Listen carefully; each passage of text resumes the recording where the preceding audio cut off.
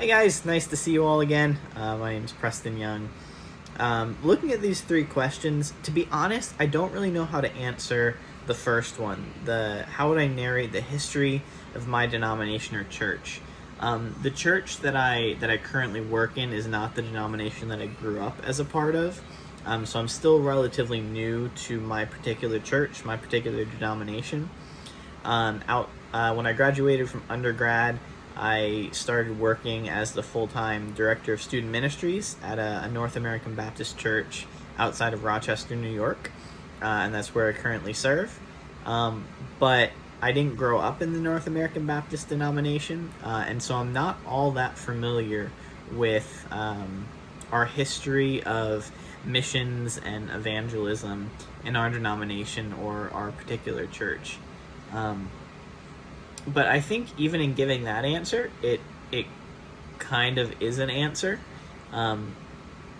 because if I've been working on staff full time for about 2.5 years and I can't articulate our denomination's history of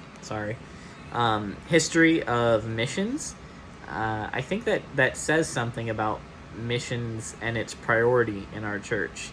That we don't have a rich history or tradition that we are living into, but that we're just kind of doing our own thing, which I think is sad. You know, that's not to say our church isn't involved in missions, though. Number two, our church has been very involved in missions in the past. In fact, in the past 10 to 15 years, we financially support close to 50 missionaries, both overseas and within the U.S.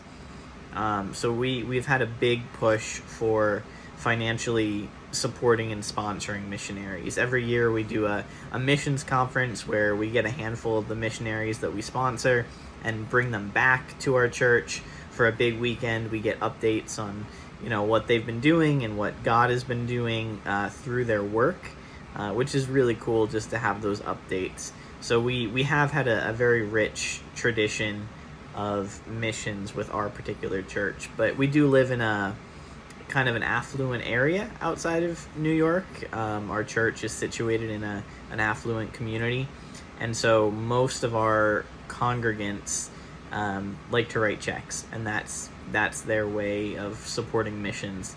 So my big question from this week is, how do I get people to buy into this idea of missions that's separate from, I'm just going to write a check?